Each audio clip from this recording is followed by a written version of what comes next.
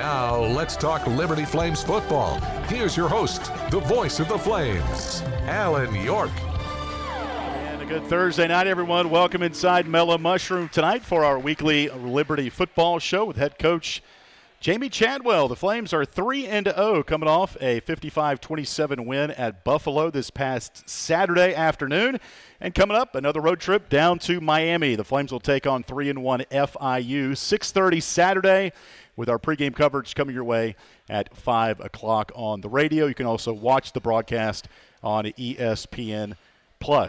Coming up on the show here tonight, we're going to hear from head coach Jamey Chadwell. We'll also hear from offensive coordinator Willie Korn. He'll break down a few plays from the win against Buffalo and talk a little bit about his relationship with Coach Chadwell and how they met and how it's been a really good marriage between those two for the last 13 years, including a year or two that Coach Korn played for Coach Chadwell at North Greenville. How many years was that, Coach? Let's bring in the head coach of the Flames, Jamey Chadwell.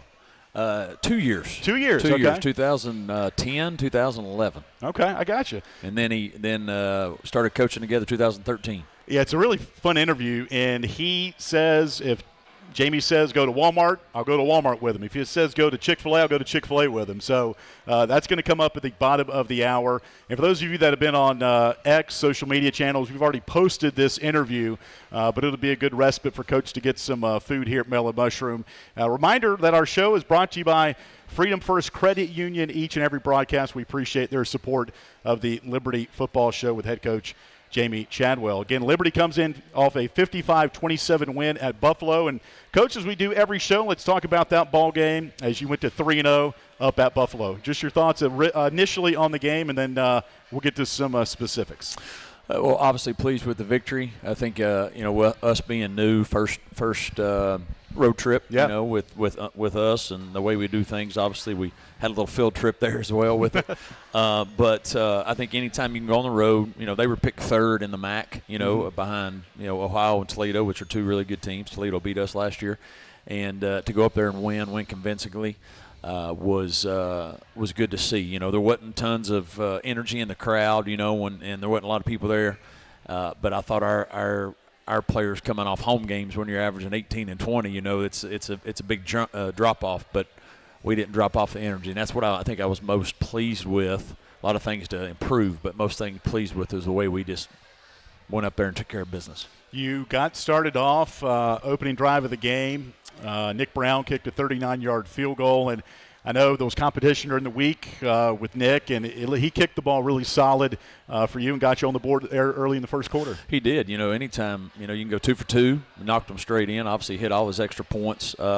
And that was I don't know if it was a question. We weren't, concerned about it. But anytime there's a change like that, you want to see how young people handled it. He handled it well, came out and did a nice job. And, one, his confidence shot up. Two, I think confidence with the team, as well because as I've stated before, during preseason, we had a lot of opportunities on field goals and we missed a lot of them, and so there was questions like, hey, who's going to be the guy? Who can we count on? But he did a great job, and that gives the whole team confidence in him. So you go up 3-0 midway through the first quarter. Trayon Sibley scored a touchdown, but he kind of set the tone too with a diving catch he had. I think it was in the same drive, if not the drive before. And you go up 10-0 with just a great pass. Your vantage point from Caden Salter in the pocket was kind of pressured a little bit, but a dime down that right sideline. Yeah, I mean he laid it right over top of the DB there, and because from where I was watching, you're throwing it, you're like, oh my gosh, he's throwing it right to this guy, and it went right over his head, and Sibley shows up to catch it. It was a great how we drew it up, right?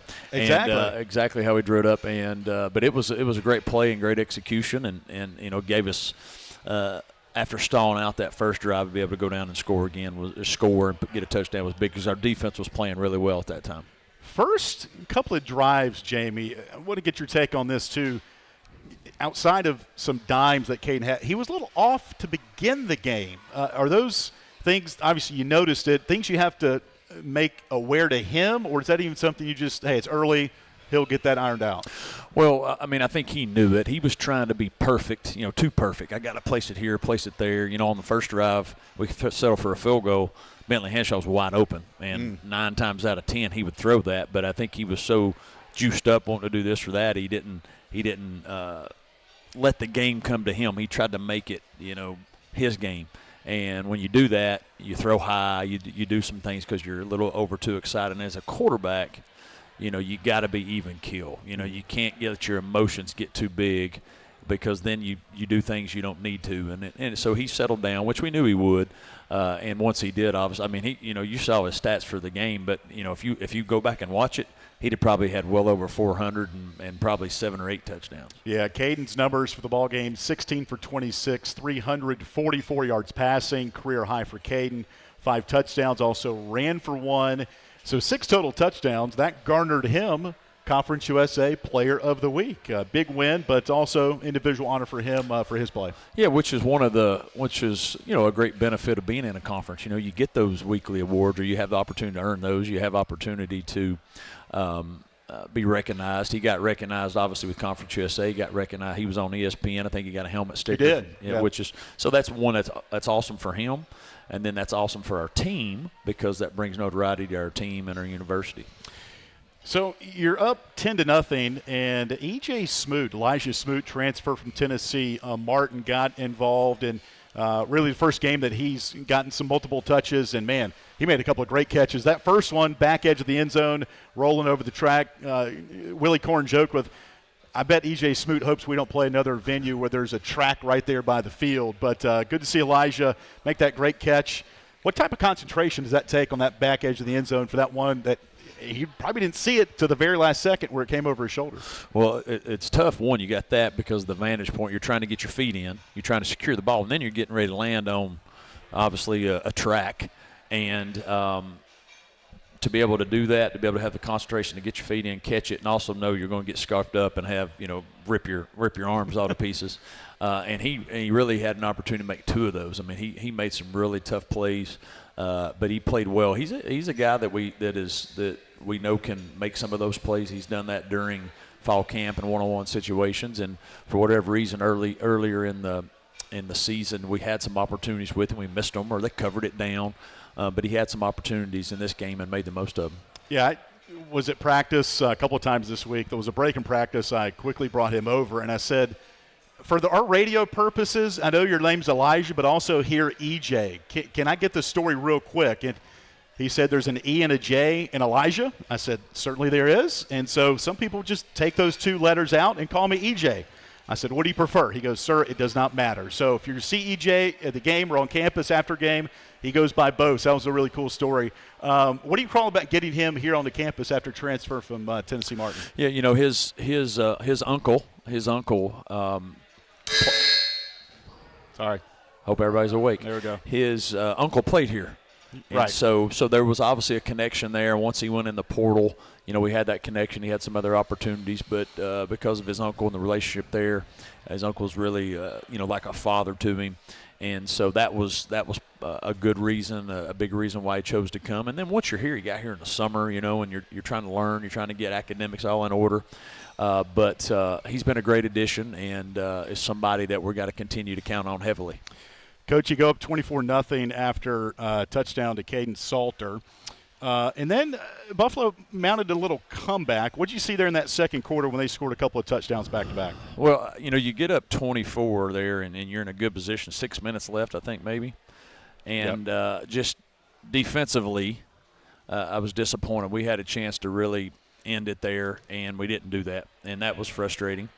And we allow them to get 7, and then we go 3 and out maybe or something. And no, we don't. We get some penalties. We drive, but we get penalties. Yep. There's about a minute and a half or 2 minutes left. They go right down the field.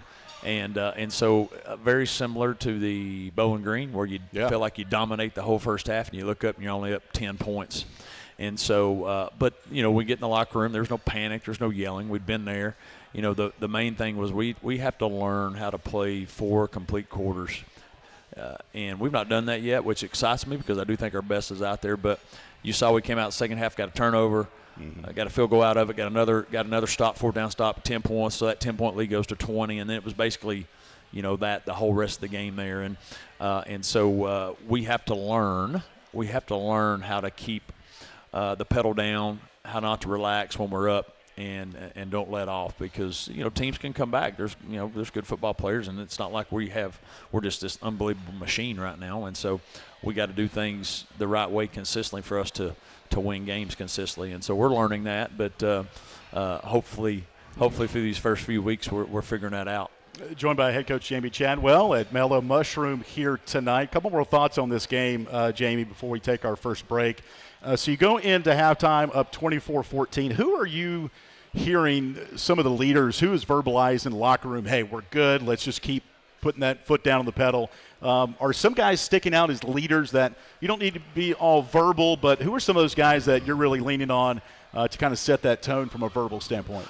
Well, I mean, obviously, your captains get selected by the team, so there are people that typically a Q Reese, a Quentin Reese, that's been there before, done that.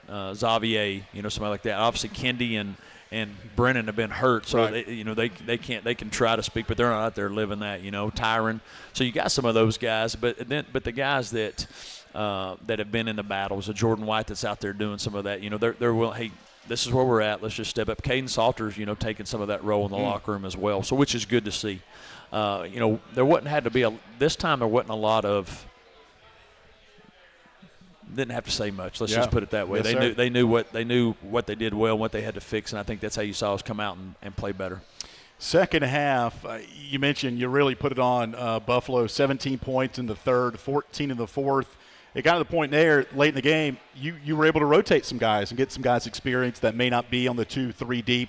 What was it like for those guys to get some experience in a game that meant a lot to your team? Well, one, those guys, they work hard all week. They're, your backups, or you mentioned some threes, and they work hard all week, hoping they might get an opportunity to get in the game that's meaningful. And we put them in there, I guess, about 8 minutes to go in the fourth quarter. And so, if you look at that from a standpoint of the offense, you got guys that haven't played much at the offensive line or receiver. They got, 3 series in there, 8, 9, 10, 11 plays, whatever it might have been. And then defensively, the same deal. You got some guys that maybe weren't playing as much. Dexter Ricks, who's on a lot on special teams, not playing a lot of corner. He gets out there, gets a pass breakup. But Bryson Jennings, who's special teams, he gets a sack, and so as he's learning how to play, they get to do that in actual games, and one, that rewards them too, but then they can see that, if I continue to prepare, my number gets caught, I got to go out and be ready to go. And so that was a positive. Coach, you had a couple of receivers go over 100 yards, both with 106. Trayon Sibley, C.J. Daniels, Elijah Smoot had 99. I can imagine the jokes on the way back of, man, one away from having 3 100-yard receivers. C.J. Daniels caught a 75-yard touchdown catch. He was wide open. Take us through that play and what you saw on that one. Well, that was that was third and long, actually, and so they run a certain coverage, and we get unbelievable protection. And CJ's running his route, and he's not a primary on it the way the concept was called. He's more of I don't want to say a decoy, but taking off the coverage and trying to do something else. And Caden just scrambles a little bit to his left there. And the thing with Caden, and you learn with Caden, he's always got his eyes up, and he's looking to sling it deep. Yeah. And, CJ, to his credit, kept running, didn't stop. And obviously Caden looks up, and, he was way behind everybody. And that throw is a lot harder than people think when somebody's that wide open, because you don't want to overthrow it, and you try not to underthrow it too much to let the DBs come back. And he slung it down. I think he threw it about 60 yards in the air. And so that was one of those where, you practice that when we scramble out of that pocket, if you're deep, stay deep, get back there, and he did a nice job. Caden, also your leading rusher on Saturday, 10 carries, 66 yards. 43 of them came on a scamper over by your sideline. Your former quarterback, Jamey, take us into the mind of a Caden Salter on a play like that where he looks at his progressions, okay, the clock is ticking, I got to go. And when he goes, man, he scoots. There's no doubt about it. But to take us through that particular play and what a quarterback sees before he evades the pocket. Well, your eyes are downfield, so your protection, and that was a sprint out, and so you sprint out, and so your eyes are downfield. And what happened on that play specifically is they brought pressure off the edge, and so when they bring pressure off the edge, you need to try to set up and get rid of the ball if you can, because they're not going to let you get outside. So he goes out there, he gets ready to throw. They get in his face a little bit. And so what he does, he naturally tucks the football, and there's a little cavity there and to the backside because it was a sprint out. And once he saw that open space, he knows because of the sprint out, there's nobody over there for him to throw it to, so I have to run. Typically, if you know where your route concepts are, you keep your eyes up, and I can maybe hit somebody before I take off. And he's got a great natural ability of once he takes it off of making people miss, and he made somebody miss there in that backfield. And we had a great block by our tight end Bentley on that play. And then, his speed, obviously, to get down there and run. I mean, that's, his gift, obviously, he can really throw the football, but to be able to hurt you drop back to pass, we don't have to call many rushes for him, because when you drop back to pass and it breaks down, it turns into a rush, and that's when he's been his most dangerous. What about the linemen in particular plays? You guys have done a good job of not having a lineman downfield, which you can't do when you pass. So being so elusive as Caden is, what are the linemen taught on particular RPOs of staying back behind line when they know it's going to be a pass play? Well, if it's an RPO, you get 3 yards, and so if you have contact with somebody, then you're fine. And so what we try to teach those guys that are climbing levels, from where you snap the ball to the next level, linebacker, second level, third level. That's how you talk about what level's there. Yep. And so we try to tell them to stay in contact. And if they're not in contact, we tell them to fall on the ground. We don't care if it's 10 yards down the field. Fall on the ground. Now from a straight pass protection wise, they're just trying to protect as much as they can. And then once they see the ball thrown, they start covering. We tell them to cover. That means that way if there's a fumble or something of that nature. But the RPOs are challenging because you want to stay within that zone, that 3-yard zone. And sometimes your guys, I got that linebacker. In fact, linebacker runs to take the bathroom. Oh, coach, I got that linebacker. They run over there with them. That's the hard part. And so you got to have some savvy there, and our guys have done a good job of that up to this point. We're warming up here tonight with head coach Jamey Chadwell at Mellow Mushroom in Lynchburg. The 3-0 Flames take on the 3-1 FIU Panthers in Miami on Saturday, 6:30 kickoff at FIU Football Stadium. It'll be homecoming for the Panthers, and they are instructed to wear navy. So if you're making your way out to Miami on Saturday, be sure you wear your red and cheer on the Flames on Saturday. We talked a lot about the offense and the 55-27 win at Buffalo. We'll get Coach's take on the defense and the effort that they had at Buffalo. Coming up after this 2-minute timeout, you're listening to the Jamey Chadwell Show, brought to you by Freedom First Credit Union. This is Liberty Football from Van Wagner. What's important isn't that Freedom First has been in business since 1956. What's important is how we've been doing business since 1956. Since day one, we have been accountable to our members, not stockholders. We make loans that cost less, offer savings plans that pay more, and give back to our community, and that hasn't changed. What has changed is our ability to serve you with more locations and more technology to simplify your financial life. Freedom First. It's a place where anyone in our region can bank for good. Everybody says they want to do it, but how many people ever really change the world? GenSend shows students just like you how to live life on mission. GenSend offers real-life ministry opportunities in cities all across North America. Work alongside believers who are really changing the world. Spend your school break on mission and learn how to be a champion for Christ. Go to gensend.org to learn more. You're listening to the Liberty Flames Football Show, presented by Freedom First Credit Union on the Liberty Flames Sports Network from Van Wagner. Turn up the heat. Foster Fuels is a proud partner of Liberty Athletics. Fostering warm moments for 100 years, Foster has been providing exceptional propane and gas services throughout Central Virginia and surrounding areas. From propane to fireplaces and tank installs to tankless water heaters, Foster does it all. Visit fosterfuels.com or download the app to order fuel, pay your bill, and more. Get the customer service you deserve and turn up the heat with Foster Fuels and the Liberty Flames.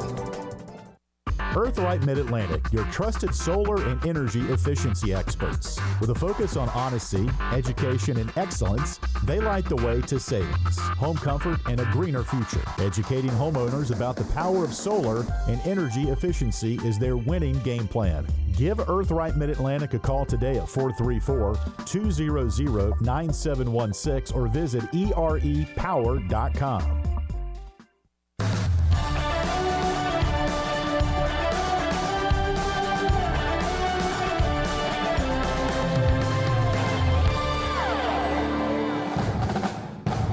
Welcome back to the Liberty Flames Football Show presented by Freedom First Credit Union on the Liberty Flames Sports Network from Van Wagner. Have a question or comment for one of our guests? Email lfsn@liberty.edu or post a message at LFSN Radio on X, formerly known as Twitter. Now, once again, here's the voice of the Flames, Alan York. Moving right along on this Thursday night from Mellow Mushroom, our weekly radio show. Yeah, give yourself a little round of applause here tonight. Mellow Mushroom, phenomenal staff, phenomenal, great place to have our weekly radio show going on week number 4 now. And we'll be here again next week, even though no game. We'll be here next Thursday at 8 o'clock. We'll recap the FIU game, and then it's midweek on the mountain, Coach. October. We're going to be here, there, everywhere, midweek on the mountain. Great marketing stuff we're doing. And for tickets, log on to lufootball.com. And looking forward to that month of October. You've been through these things before in the Sun Belt. How unique is what Conference USA is doing now in October for these teams? Well, it is unique. I actually like it because you're on TV, right? Yeah. I mean, you're on TV. So Absolutely. No matter when you have to play, you get a chance to be on national television. That's a big deal for your conference, for your university, for your team, for your program, your brand. And so I think anytime you can get on there, whether it's a Tuesday night, Thursday night, Wednesday night. We played in the past. I played on Wednesday, Thursday, and Friday. Okay. So you might as well make it a Tuesday. Yeah. I actually played at a Wednesday at 2 o'clock before because of a hurricane. Okay. And so we had to do some of those things, but. I like it. Now, does it change your schedule, change your routine? There's a lot that goes into that. And it's hard for your fans, obviously, because it typically come up on a Saturday. That makes it challenging. But I do think our student body will really enjoy those midweek games, and we're looking forward to it. And that's going to be October 5th, a Thursday game with Sam Houston here in Lynchburg. And then it's alternating road and home games in October. And we'll talk about FIU coming up in a little bit. They are 3-1. They're coming off a 3-game winning streak. They won at UConn last week, 24-17. They made a change at quarterback after week 1 when they threw for 4 yards in their game against Louisiana Tech on the road. So they're feeling good, a lot of confidence going into the second all-time meeting between Liberty and FIU. Liberty beat the Panthers by 2. Back in 2020, Malik Willis spearheaded the offense in that win for the Flames. So that's coming up on Saturday, a 6:30 kickoff down in Miami. I did want to get your take, Jamey, on the defense effort on Saturday at Buffalo. Tyron Dupree led your way with 7 tackles. Jerome Jolly did as well. But Tyron, couple of interceptions, came also close to number 3, which would have been a phenomenal play, the one he dove for in that second half. But Tyron and Jerome both playing at a pretty high level for you. Yeah, I think the one thing about our defense that I've been pleased with is just the overall effort. They play really hard. We get after the opposing teams, if that makes sense. The thing that where we have to improve on, in my opinion, is being able just to finish 4 complete quarters. If that makes sense? Yes, sir. But I love our effort. I love how we're playing. If that ball's in the air and we get a chance to get our hands on it, we usually make the catch, which is nice. But you mentioned Tyron and Jerome. They're playing extremely well. Both those young men didn't play a lot last year, and that was one of the biggest question marks we had going into the season was a linebacker. We lost, whether it was graduation or transfer, you lost a lot of production there, and they've done a really nice job up to this point of playing well and giving us some confidence in that position. Yeah, Liberty right now, 10 turnovers gained through the first 3 ball games, tied number 1 in FBS with Colorado, San Diego State, Fresno State, and Cal. And your group does lead the country with 9 interceptions. Health-wise, give us an idea of Kenny Charles, kind of where he is. And I know you lost Von Blue during the game last week, so give us an idea on that. Well, Vaughn will be out for a while. We're hoping there's a potential for Vaughn to get back at the end of the season. That'll be, we'll just have to see how his recovery goes. But Kendi will be on this trip. We're hoping that pregame warm-ups, everything looks good to go, and he'll be able to play, which is good because he's obviously an all-conference performer, all-conference type performer, and if he can play up to his standards, that's going to be a huge plus for our defense. How about, you mentioned Von Blue, Coach, him going out, the versatility that he brings you, freshman from Mount Pleasant, South Carolina. What are some of the changes offensively, personnel-wise, that we might see because of his vacancy and absence on Saturday? Yeah, he's a big loss because he was unique among our running backs. He is an inside-outside guy where the majority of the rest of our backs are truly inside runners. And so we're going to have to be able to create that outside explosiveness. We're probably going to have to do it more from the receiver position. You've seen Aaron Bedgood before. You've seen him, do some things. We'll have to try to use him a little bit more. Okay. Kylan Austin a little bit more. Some of those guys from that standpoint to try to make up for what Vaughn did well. Victor Venn is a young, a young running back that has the potential there as well. He's gotten better each week, so you'll probably see more of that. We'll have to do it more by committee probably, but that's just sort of life where we're at in our program right now. Aaron Bedgood shared a great story with us last week. He was selling insurance during the summer before you gave him a call and said, "Hey, we're kind of thin at wide receiver from what we thought it was going to be. What do you think about coming out of retirement?" And it didn't take him long to think about it. And you have a previous relationship with him, Jamey. Just what kind of kid is Aaron Bedgood? And for those fans that watched and listened on Saturday, nobody touched him on that 49-yard scoot around the right side. Yeah, he's a tremendous young man, very, very humble, very unassuming, just does what he's supposed to do. He had just a career that really could have been, something special, and his injuries derailed him. His freshman year, I think it's 2019, was playing really well, and on the fifth play of the season, or fifth play of a game during just tears his ACL. Next year hurt again, so misses basically 2 years. Comes back in 21, has a really good year from a special team standpoint, a lot of different things, getting his confidence. 22. Third play of the first game of the season, hurts an ankle, and he's out for about 10 weeks. And so he's been sort of snake bitten like that. And I think it left a bad taste in his mouth, and he didn't want his career to end in the way it had. And he could obviously went back to his previous institution, and he didn't want to. That's why he started working. But I think in the back of his mind, he knew if he got somewhere else, he wanted to try it. And it obviously, for reasons that we didn't want to happen here because of injuries, but it opened up, and he's the first person that we remembered and called. And it's hard, obviously him having a previous relationship, knowing the offense, that's helped him tremendously. But he came in with no agenda. He came in with no expectations and was accepted by the team. And what he's done now with the return game, with him scoring, making plays in the passing game and the run game, the team sees how valuable it is. And I think it's been great for our team.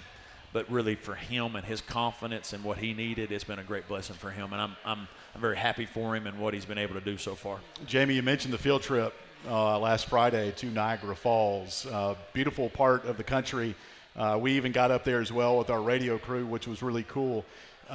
Just your thoughts on taking the team there for a little bit, experience that, and how impactful little things like that, when you have the opportunity to do it, can be. Yeah, now we're not going to be going to Miami Beach, but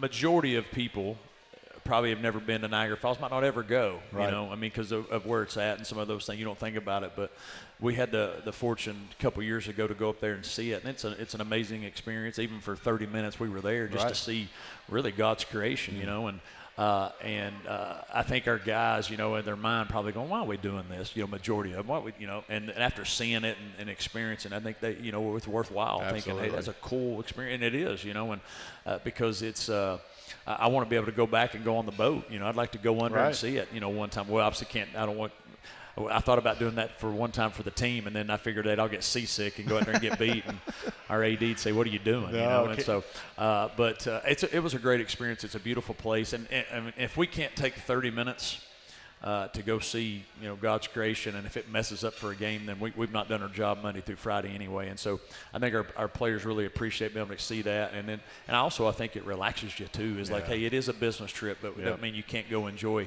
things as well. Yeah, it's a great team picture that was posted. Looks like the guys had a really fun time at Niagara Falls. And the precursor to the game, 55-27 win over Buffalo. All right, Coach, we're going to let you have a little timeout here on our weekly radio show. And when we come back, we'll hear from offensive coordinator and quarterbacks coach Willie Korn as he breaks down a couple of the games, the plays from the Buffalo game, and looks ahead to FIU on Saturday. Stay tuned. We'll have more of that conversation with Willie Korn as our weekly radio show continues from Mellow Mushroom, brought to you by Freedom First Credit Union on the Liberty Flames Sports Network from Van Wagner. Bank and Trust, we believe in a life lived full of plans, promise, and continuous growth. It's why our checking and savings accounts make it easy for you to earn high interest on your balance, so your money grows faster, all backed with the digital banking tools you need, so there's nothing holding you back from living life to the fullest. Open your new Carter Bank checking or savings account online in minutes at cbtcares.org or visit your local branch. We are Carter Bank, the preferred community bank of Liberty Athletics, member FDIC. Curious about the Central Virginia housing market? Carl Miller Realty are your caring, competent, trusted advisors for real estate sales in Central Virginia. With over 100 years of combined experience, they are committed to helping clients make informed housing decisions. For a winning game plan and to discover the value of your home, visit carlmillerrealty.com to make your next move a slam dunk. You're listening to the Liberty Flames Football Show, presented by Freedom First Credit Union on the Liberty Flames Sports Network from Van Wagner. Clearly, this summer is like so many in the past, really hot. Freedom Heating and Air wants to make sure your home is the cool and relaxing retreat it can be. Freedom Heating and Air offers same-day service appointments in and around Lynchburg, Rustburg, Amherst, and Smith Mountain Lake. And they'll work on your cooling issues even if you've never used them before. Is your air conditioning system aging? Is your cooling system just not getting the job done? See what the dedicated, experienced team at Freedom Heating and Air can do for you. Call them at 434-331-3690. Century Exteriors offers exterior home renovations, including but not limited to gutters, roofing, siding, home additions, and much more. Century Exteriors makes the process seamless. Call 434-239-6722 for a free on-site estimate or visit centuryexteriors.com and Century Exteriors on Facebook and Instagram. Century Exteriors is a proud supporter of Liberty Flames Athletics.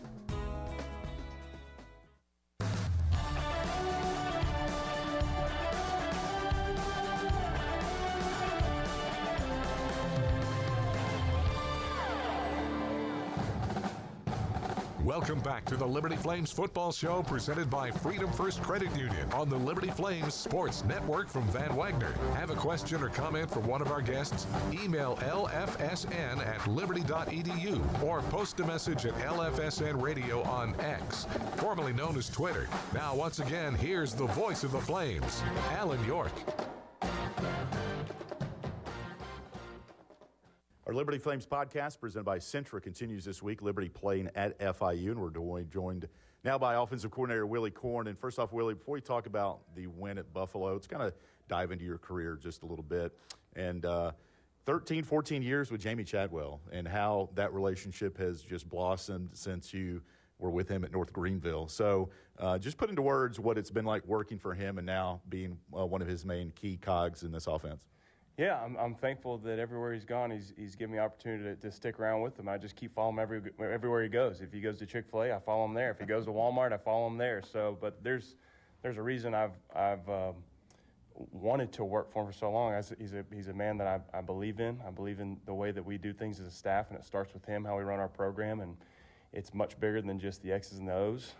It's a relationship-driven program, and that's what I've always wanted to be around. And obviously, there's been success there too, and that obviously adds to it. But and he's always done a great job of taking care of us as a staff and making it not just 4th and 1 every single time you come up to work every day, where everyone's walking on eggshells, afraid. It's a fun environment to be around, and obviously he's had a tremendous amount of success. So I'm thankful that he hasn't kicked me to the curb yet. He's allowed me to come be a part of it, and I've grown and learned so much. Working for him.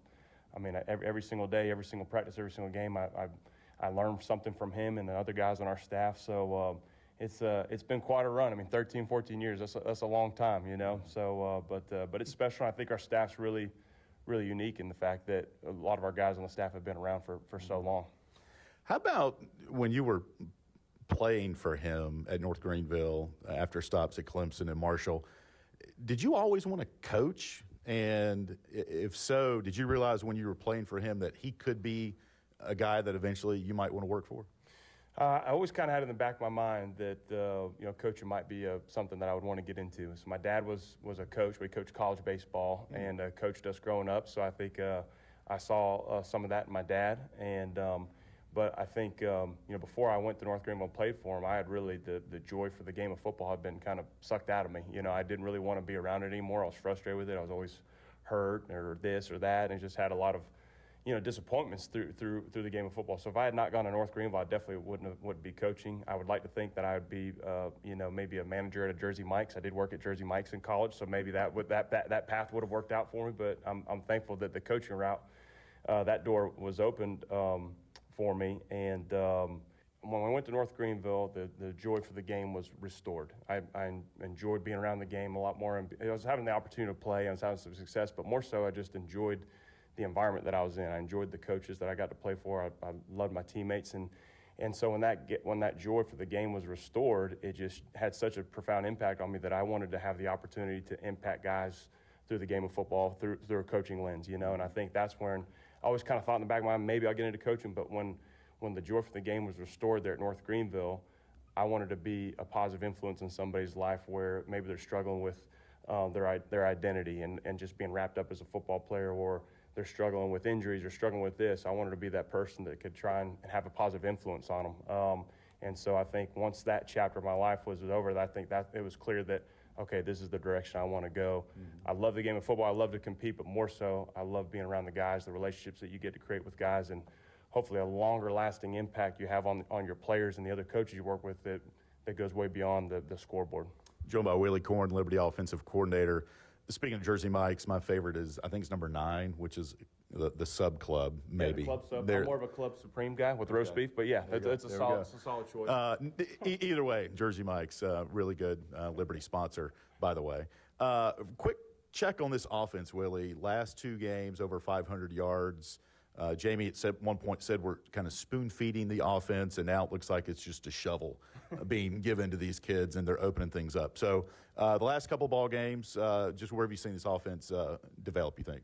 I think we're gaining more and more confidence in Caden being able to handle more things. I think that first game, and not just Caden, the entire offense, you really want to try and keep things as simple as you can with the illusion of complexity of the defense, so your guys can go out there and play fast and not have to think, And I think if your players are having to be out there and having to think, maybe I do this, maybe I do that, then I don't think you're going to be able to play fast and be successful. So we've still tried to maintain that the last 2 weeks. We've just hit some more of the explosive shot plays, and Caden's just playing at a really high level right now. I think he's extremely confident, and he's growing every single week, and he's still just scratching the surface. Like, there's so much more room for him to continue to grow and develop. But the one thing I love about him is when he does make a mistake or something goes wrong, he's unfazed. He's the same person after the bomb touchdown pass or after a 3-and-out. He's the same guy on the sideline, and he's not rattled. And I think you'll see us continue to add more wrinkles in offensively, but I think the biggest piece of that is you're seeing guys that are really buying into it and studying the game plan, and we're not having a lot of mental mistakes. If we end up not scoring on a drive, I feel like so far we've done something to ourselves. We've made some type of slip up, miss, but it hadn't been a bunch of mental busts on game day. So I think when that shows up on tape as a coach, you feel confident. Okay, now we can add this layer to it. But you always got to keep yourself in check, because you can't ever get to a point where let's add this, and then you're going against what you're trying to do. Right. You don't want to add too much to where they can't just go out there and play. And I think right now they're just going out there and playing fast, and they're not worried about making mistakes, and that's what you're trying to create. And then when you got a confident group of guys that know what they're doing, special things can happen. All right, let's get to a couple of plays from last week at Buffalo. We'll start first quarter with the throw to Trayon down the home sideline. And what you saw there is Caden was kind of in the pocket and then just tossed it up to Trayon. Flames at the Liberty 43, just above the white UB interlocking logo, stitched in white on the field. Salter under duress, throws right sideline, simply over the shoulder catch at the 20, the 10, near sideline. He coasts in the end zone. Light him up. Touchdown, Liberty. So, we played those guys the previous 2 seasons, and we knew how aggressive they were in the secondary. We knew that the safeties were going to be really coming downhill, running the alley, and trying to really take away some of your option run game. So going into that game, we knew we wanted to take some shots early to deter them from being aggressive in the secondary, and that's what happened. They were aggressive at the second level. Trayon does a great job of showing a quick stop block on the defender, and then he runs a wheel route out there to the field. And it was an unbelievable ball by Caden because the overhang, the Sam linebacker blitzed on that play, and we didn't get a piece of him. The running back actually continued to run the swing. The running back was supposed to get a piece of him, but you can see Caden's vision and his trust of that guy being unblocked, but he doesn't just get out of there right now. He makes that throw off his back foot. It's an unbelievable throw because he's got that Sam linebacker pressing down on top of him. But we felt going into that game that we were going to be able to take some shots and be aggressive to push the ball down the field because we knew how aggressive they were going to be in the secondary because we had played them the last 2 years. But unbelievable throw, and Sibley's just Mr. Consistency. All he does is make the block and make the catch no matter what the situation. Now, Caden got him rocked on a couple of them so far these first couple weeks, but he's playing at a high level and catching it really well right now. How about the first of 2 to Elijah? He had to walk that tightrope on the back edge of the end zone. Is that where the ball was supposed to be placed on that first one to Smoot? Elijah Smoot to the right. Victor Vinn now at tailback behind Caden Salter. Play action. Salter, right hash, rifles, end zone to our left. It's going to be over the shoulder catch. Light him up. Touchdown, Liberty. Elijah Smoot. Incredible throw and catch as the Flames extend their lead to 16-0. Yeah, I think Smoot hopes we never play at a stadium that has a track around it because he ended up rolling on the track a couple different times. But great location on the throw. That was a post wheel concept into the boundary. Again, we were trying to take advantage. It was a play action. We're trying to make it look like an option. We knew how aggressive their secondary was going to be. But the corner did not run with the post. The corner came off and played the wheel route. So earlier in the game, the first drive, the wheel route was wide open, and he threw it to the post. He was a little more aggressive to throw the post, and Bentley was wide open, so we came back to it. They played it differently where the corner came off and played the wheel, and they're telling the middle safety that he had to turn and run and try and cover that post, and that's just a long way for that guy to go. Right. But in stride, right on, we tell that guy on our landmark shot post plays, we're trying to drop it on the hash, and it was right on the hash in the back of the end zone, and Smoot made a great play on it. But it was another where you're seeing Caden continue to grow. The first drive, after that drive, we said, hey, the wheel route was wide open. They cut him loose, so make sure you don't just lock into that post. Make sure you transition to the wheel. Next time you come back to that call, they played it differently, and he still read it out. We were telling him to think the wheel route, but the post was the right decision on that one. So it's just a good job of him putting it where it needs to be. The protection was phenomenal, and Smoot making the play and then rolling onto the track. I know you got to go to practice here, Willie. Just a quick thought on FIU and what you guys are up against on Saturday night. This is a good defense, man. They're top 25 in the country right now in tackles for loss and red zone defense. They do a great job of, maybe the ball gets down the field on them and gets into the plus 40 territory, but they do a great job of not breaking when they get that situation, and they get a little bit more aggressive. They start bringing pressure, and they start getting some TFLs and pushing out of field goal position. So, and a lot of different looks. They're going to mix in 3 down. They're going to mix in 4 down. They're going to mix up the coverage. So I think their biggest thing that they try to do is not show you the same picture twice. Okay. So we got to be smart with what we do and not confuse our guys with a bunch of different looks. But that's what that defense does, and they do a tremendous job. And top 25 in multiple categories on defense. So it's going to be a challenge for our guys, but it's going to be fun. Guys are ready to compete. Night game down in Miami. We're looking forward to it. And that is offensive coordinator Willie Korn. Liberty at FIU coming up on Saturday night, 6:30 kickoff down in Miami. Our pregame radio coverage comes your way at 5 o'clock. Good to have Nick Pierce back in the fold with us. Congratulations to Nick and his lovely wife Jamey, the birth of their son Grayson Matthew Pierce. Back on Sunday, about 8 pounds. Everybody's doing well. And Nick, we missed you the last couple of, last week I guess. But good to have the baby here and him on the trip with us coming up tomorrow. We're going to take another time out. When we come back, we'll wrap things up with the head coach, Jamey Chadwell. We'll look ahead to FIU and say good night from Mellow Mushroom. But we got a couple more minutes left here with our weekly radio show presented by Freedom First Credit Union. We will return to Mellow Mushroom after this 2-minute timeout on the Liberty Flames Sports Network from Van Wagner. Isn't that Freedom First has been in business since 1956? What's important is how we've been doing business since 1956. Since day one, we have been accountable to our members, not stockholders. We make loans that cost less, offer savings plans that pay more, and give back to our community, and that hasn't changed. What has changed is our ability to serve you with more locations and more technology to simplify your financial life. Freedom First. It's a place where anyone in our region can bank for good. Everybody says they want to do it, but how many people ever really change the world? GenSend shows students just like you how to live life on mission.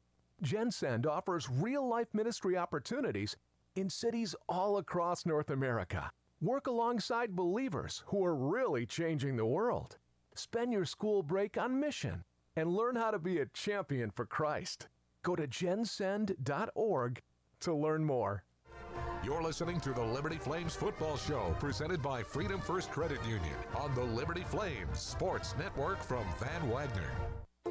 Turn up the heat. Foster Fuels is a proud partner of Liberty Athletics. Fostering warm moments for 100 years, Foster has been providing exceptional propane and gas services throughout Central Virginia and surrounding areas. From propane to fireplaces and tank installs to tankless water heaters, Foster does it all. Visit fosterfuels.com or download the app to order fuel, pay your bill, and more. Get the customer service you deserve and turn up the heat with Foster Fuels and the Liberty Flames. Earthlight Mid-Atlantic, your trusted solar and energy efficiency experts. With a focus on honesty, education, and excellence, they light the way to savings, home comfort, and a greener future. Educating homeowners about the power of solar and energy efficiency is their winning game plan.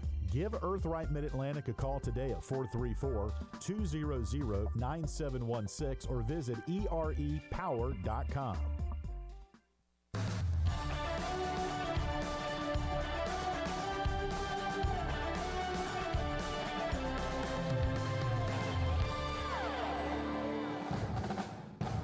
Welcome back to the Liberty Flames Football Show, presented by Freedom First Credit Union on the Liberty Flames Sports Network from Van Wagner. Have a question or comment for one of our guests? Email lfsn@liberty.edu or post a message at LFSN Radio on X, formerly known as Twitter. Now, once again, here's the voice of the Flames, Alan York. And we are rocking and rolling on this Thursday night, wrapping things up with our weekly Liberty Football Show with head coach Jamey Chadwell, brought to you by Freedom First Credit Union. We've got some great food here tonight, a lot of pizza, a lot of appetizers. And thanks to our Van Wagner crew, the first 10 tables get free appetizers for all of our shows. And we will be back here next Thursday despite the open dates as the Flames prepare for Sam Houston, the next home game coming up the first week of October. And we got college football going on right now. Georgia State at Coastal Carolina. Right now the Panthers lead 7-0 early first quarter down in Conway. And, Coach, good to have you back on the show here tonight. We do want to dive into FIU real quick. And before we do that, as we do each and every show, just your take on the Flames of the week. And we got some gremlins in the house here tonight. I do apologize for this, Coach. Is it Gizmo? It is Gizmo. It's a good movie, by the way. So we'll start with the Flames of the week, and we will start with defensive end and one of your joker positions, redshirt freshman Bryson Jennings. Yeah, Bryson, travels with us, and obviously got in the game last week. He's a big on special teams, but also he's somebody that is still developing, and growing into, the body and the talent there. And so, but he gave us a really, really good look this week. And he gives us a good look every week, but he did a really nice job, and which is good to see. He's doing a good job, and he got his first sack of his college career last week, which is exciting.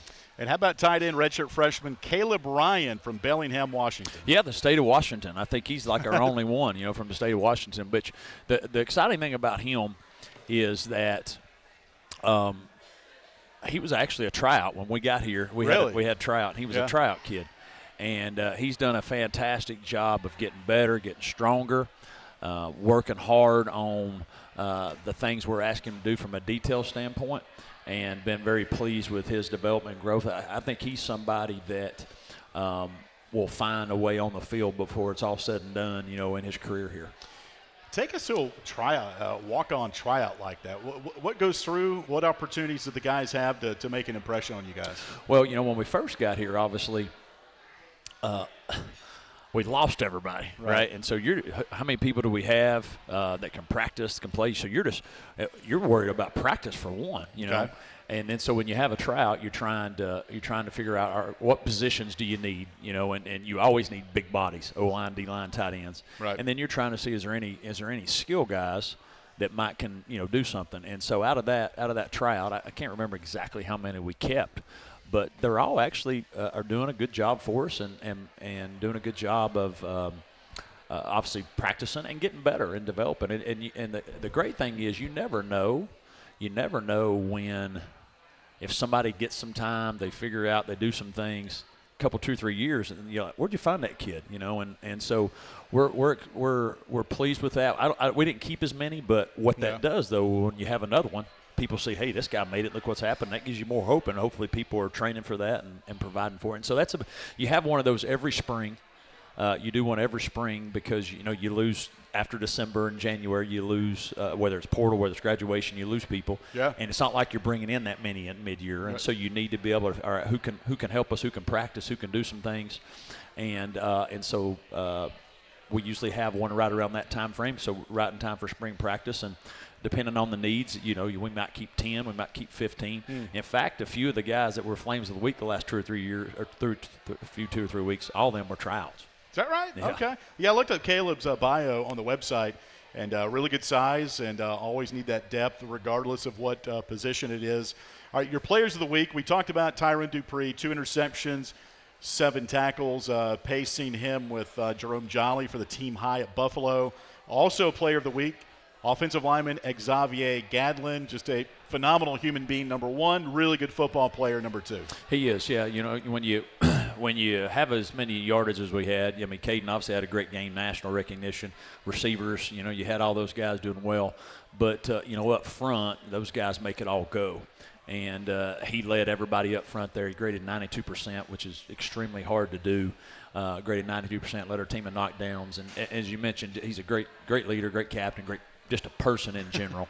But he follows that up by playing well, which is a big deal. Your final player of the week last week, Max Morgan, your punter, 4 punts, 44 yards per punt, and also had 10 kickoffs, which when you're kicking off 10 times a game means you're scoring a lot of points. Yeah, we'll take that all day long. He also is our holder. Yeah. So when the 2 field goals and the touchdowns, holding that, that you overlook that, but that's a big deal. So he did a great job there. And then he also set his personal record at a 64-yard punt. Yeah. And when we punted that, I think it might have been a 2 or 3. It was still within striking distance. And we're backed up, and he kicks that ball from the 25-30, and they get it on like the 12, and then we go score the next drive. So that was a huge, even though you're up and you feel like that's not that big of a deal, that was a great momentum play, a huge punt when we needed it, and so we're pleased how he performed. Yeah, I was small, very small, Division III tight end in college, but also long snapped. Mm-hmm. And so me and Austin Turner, we kind of connected a little bit. Whoever wants to talk to the long snapper, yeah. I do. And so, not many people, but he's glad that he's got a buddy that is giving him some props every time I see him on campus. So. No, well, here's the thing with Austin. Austin, as I said, that position sort of goes overlooked. You don't think about it until somebody messes up. Sure. Austin's been great. And that was, but we challenged Austin when we first got here. He had surgery, and we challenged him to put himself in great shape, the best shape he's been, and he went and did that, and he's done a really, really nice job for us of short snapping and long snapping, and done a good job. And that's a big deal when we've had the challenges with the kicking and all those things. You got to have that. You got to have that battery and really play out of Austin and Max. The battery. I like that baseball phrase there, Coach. Yeah, the battery. Yeah. I was a pitcher. I can imagine. Yeah, I can imagine pitcher, that. so. Okay. All right, let's look at FIU real quick. 3-1. They've won 3 in a row. They have going to be a record crowd, I think, for them on Saturday. It's homecoming, right? It is homecoming. And again, what's a record crowd? Do we know? That's a good question. I'll have to look that up before Saturday at 6:30. I know their stadium seats 20,000. It was built in 2008. Beyond that, I'll have that note on our pregame recording coming up for Saturday. All right, Kewan Jenkins, true freshman from Miami Central. You alluded to earlier in the week the kid just doesn't lose. He's 3-0 as a starter, went to Miami Central High School where he started the last 3 years, and I got a note here somewhere. 3 straight state championships. 3 straight championships, 26-0, I think, as a high school quarterback. So they made that change after week 1, and he's playing at a high level. He is, you know. I mean, he's playing with a lot of confidence. It's given his team a lot of confidence, and you can see it, right? Okay. And they sense that they're playing, you know, the best football they've played, while they're obviously believing in what they're doing. And so this is a huge challenge for us, because anytime you're playing somebody that's got confidence, you know, that's hard to beat. And you don't have to be the most talented team. If you look at them, they've been outgained in all these things with the last 3-4 games, you know, but they're finding ways to win. And so that just shows you they're playing with confidence in the things that they're doing. And so talent-wise, from a pure athleticism, they're very athletic. They're gonna be the fastest team we've seen from that standpoint. Maybe not the biggest, but the fastest. And so we'll have to play well. And going on the road, homecoming, hostile crowd, conference game. There's a lot, you know, that we're going to have to overcome. Yes, you know, but we've challenged our team this week. We want our best game. We've not played our best game. We've played some good quarters. We played maybe a good half, but we've not played 4 quarters. We're going to have to play 4 quarters and stop having the lulls that we're having. But I'm excited about that. Our team's excited about going down there, because we have practiced well this week, you know, and we're going to have to play well. But I'm excited about seeing us go down there and play in a hostile environment, on a homecoming, conference on the road. This is the first conference game on the road for everybody in this room, right? Us and then our team. Never done that. And that's a big deal. That's a different and getting the best of people, you know. So we'll have to play well, but I'm looking forward to seeing our team in that environment. Jamey, thanks for the time here today. We'll wrap it up as we always do. You cue the crowd, and we'll get going here. Flames. Flames. One more time. Flames. All right, Coach. Have a good rest of the night, and we'll see you tomorrow on the plane. Thank you. That's head coach Jamey Chadwell joining us on our weekly radio show here, talking Liberty Flames football, and strike the stone. That's the mantra for this Liberty football team, and they've been striking that stone at the record of 3-0, looking to go to 4-0 on Saturday. 6:30 kickoff at FIU. Our pregame radio coverage, 90 minutes full of pregame action, and we'll hear from Elijah Smoot on the pregame show, plus some others, as we count you down to kickoff coming up 6:30 at FIU in Miami on Saturday. That'll wrap it up here for head coach Jamey Chadwell and for Willie Corn, offensive coordinator. My name is Alan York. Have a great rest of your week, and we'll talk to you Saturday on the radio. This is Liberty Football from Van Wagner. Football Show on the Liberty Flames Sports Network from Van Wagner. The Liberty Football Show was presented by Freedom First Credit Union. Start banking with Freedom First today. The Liberty Football Show was also brought to you by Carter Bank and Trust, the preferred community bank of Liberty Flames athletics. Earthright Mid-Atlantic, your trusted solar and energy efficiency experts. By Foster Fuels, providing reliable service for 100 years. Freedom Heating and Air, serving those who serve us. Carl Miller Realty, caring, competent, trusted advisors. The North American Mission Board, learn to live your life on mission through a GenSend experience. And by Sentry Exteriors, experience and quality you can trust. Schedule a free estimate at sentryexteriors.com. The Liberty Flames Football Show, presented by Freedom First Credit Union, has been an exclusive presentation of the Liberty Flames Sports Network from Van Wagner.